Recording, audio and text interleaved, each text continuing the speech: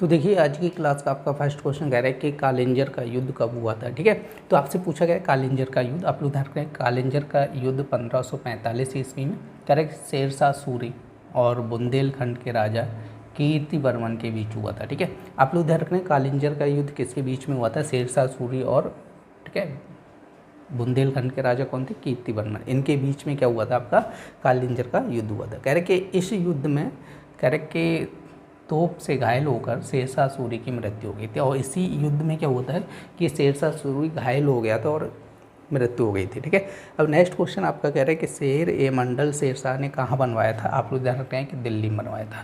देखो आपका पूरा आंसर ये शेर ए मंडल कह रहा है कि शेरशाह द्वारा दिल्ली के पुराने किले में बनवाया गया था। ठीक है, किस में बनवाया गया था, दिल्ली के पुराने किले। देखिए आपका नेक्स्ट क्वेश्चन कह रहा है पानीपत का द्वितीय युद्ध कब हुआ था। ठीक है, और पहला तो आप लोग बता चुके 1526 में हुआ था। तो कह रहे हैं पानीपत का द्वितीय युद्ध। ठीक है, आप लोग देखो तारीख याद करना चाहो कर लेना, लेकिन तारीख कोई इंपॉर्टेंट नहीं, लेकिन ये याद रखना है 1556 में हुआ था। कब हुआ था, 1556 ईस्वी को अकबर और हेमू के बीच में हुआ था। ठीक है, किसके बीच में हुआ था, अकबर और हेमू के बीच में हुआ था। इसमें अकबर विजयी रहा था और मुगल साम्राज्य की नींव मजबूत हुई थी। ठीक है, विजयी कौन रहा था, अकबर। और इस युद्ध में अकबर की तरफ से बैरम खान ने नेतृत्व किया था। ठीक है, जैसे एक युद्ध में आपको बताया था अकबर की तरफ से किसने, आमेर के राजा जयसिंह ने नेतृत्व किया था। ठीक है, क्लियर। तो इसमें किसने किया था, बैरम खान ने किया था।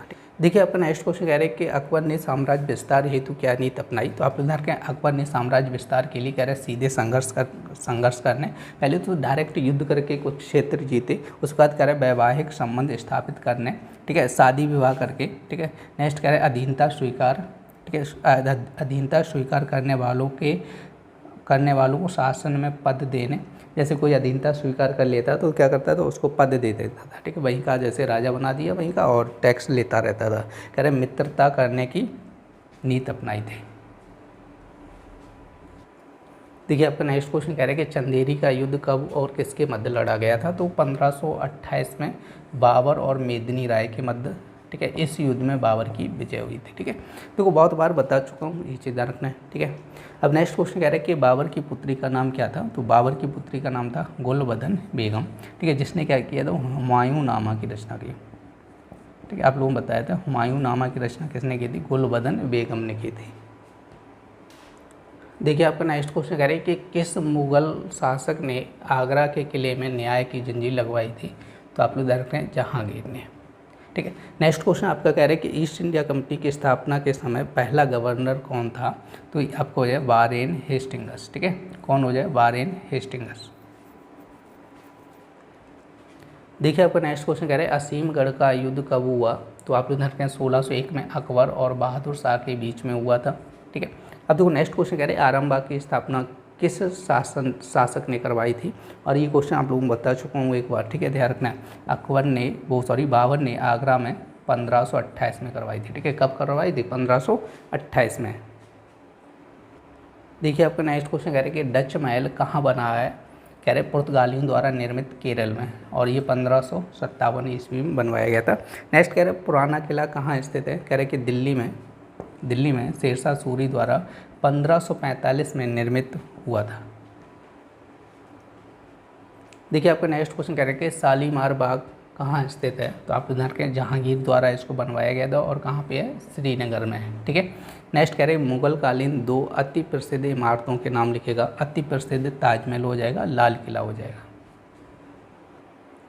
देखिए आपका नेक्स्ट क्वेश्चन कह रहे हैं कि मुगल काल के प्रमुख बंदरगाहों के नाम लिखेगा। ठीक है, तो आपके देखो लाहौर, सूरत, कालीकट, ये मुगल काल के। ठीक है, तो 2 पूछे गए हैं, तो आपके यहाँ पे 3 लिखे लाहौर में। ठीक है, सूरत और कालीकट। क्लियर। नेक्स्ट क्वेश्चन कह रहे हैं कि मनसबदारी प्रथा का प्रचलन किस काल में हुआ था। और ये एक बार और पूछा गया था। ठीक है, मनसबदारी प्रथा आपकी हुई थी, ठीक है, मुगल काल में। और बताया था मनसबदारी प्रथा में क्या था कि जो आपके मतलब अधिकारी वर्ग था, ठीक है, उनको क्या होता है, रैंक के आधार पर वेतन दिया जाता था। ठीक है, देखिए आपका नेक्स्ट क्वेश्चन कह रहे हैं दीन ए इलाही धर्म की। देखिए आपका नेक्स्ट क्वेश्चन कह रहे हैं दीन ए इलाही धर्म किसने चलवाया। तो आप ध्यान रखें हैं कि दीन ए इलाही धर्म अकबर ने चलवाया था। ठीक है, किसने, दीन ए इलाही धर्म अकबर ने स्टार्ट किया था। ठीक है, नेक्स्ट कह रहे हैं आईने अकबरी किसकी रचना है? तो अब्दुल फजल की, और ये कई बार बता चुका हूँ। ठीक है, एक अकबरनामा भी अब्दुल फजल ने ही लिखी थी। ठीक है,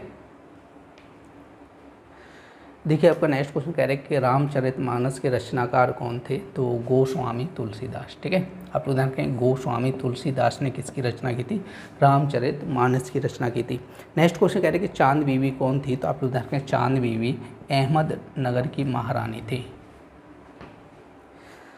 देखिए आपका नेक्स्ट क्वेश्चन कह रहे हैं फतेहपुर सीकरी के किले का निर्माण किसने कराया था? फतेहपुर सीकरी के किले का निर्माण कह रहे हैं अकबर ने करवाया था। ठीक है, नेक्स्ट क्वेश्चन आपका कह रहे हैं मुगल कालीन 4 साहित्यकारों के नाम लिखे।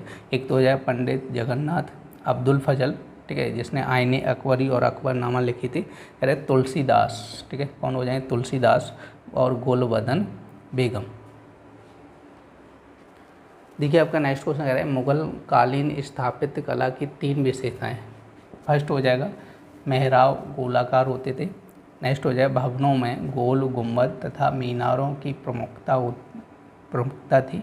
नेक्स्ट कह रहे हैं देसी विदेशी शैलियों का मिश्रण था। ठीक है, अब देखो नेक्स्ट क्वेश्चन आपका कह रहे हैं मुगल कालीन 4 संगीतज्ञों के नाम लिखेगा। एक तो तानसेन हो जाएंगे जो बहुत प्रसिद्ध हुए थे, हरिदास, लाल खा, ठीक है, अब्दुल रहीम खान खाना। देखिए आपका नेक्स्ट क्वेश्चन कह रहा है कि शिवाजी की माता का नाम बताइए। तो आप लोगों को बता चुका हूँ, जीजाबाई। ठीक है, क्या नाम था शिवाजी की माता का? जीजाबाई। नेक्स्ट कह रहे हैं शिवाजी का राज्याभिषेक कब हुआ था? 1674 में हुआ था। ठीक है, और कहाँ पे हुआ था? रायगढ़ के दुर्ग में हुआ था, किले में हुआ था। और अभिषेक के बाद क्या हुआ था? शिवाजी ने छत्रपति की उपाधि धारण की थी। ठीक है, और ये सारी चीज़ें देखो बता चुका हूँ, क्लियर है, सारी चीज़ें बता चुका हूँ। देखिए आपका नेक्स्ट क्वेश्चन कह रहा है कि शिवाजी की किन्हीं 2 विजयों के नाम लिखिए। तो आपका हो जाए एक तो रायगढ़ और कोंकण हो जाएगा। नेक्स्ट क्वेश्चन कह रहे हैं पुरंदर की संधि की 2 शर्तें बताइए। पहली तो कह रहे हैं कि बीजापुर युद्ध में शाही सेना की सहायता करना था। दूसरा क्या था? 23 किले बादशाह को देना था। ठीक है, कितने किले दिए थे? 23 किले दिए थे बादशाह को। देखिए आपका नेक्स्ट क्वेश्चन कह रहे हैं कि शाइस्ता खां कौन था? तो आप उधर के औरंगजेब का मामा और दक्षिण का सूबेदार था। ठीक है, और आज की क्लास का लास्ट क्वेश्चन आपका कह रहे हैं कि अफजल खां कौन था? कह रहे अफजल खां औरंगजेब का सेनापति था। ठीक है, अफजल खां कौन था? औरंगजेब का सेनापति।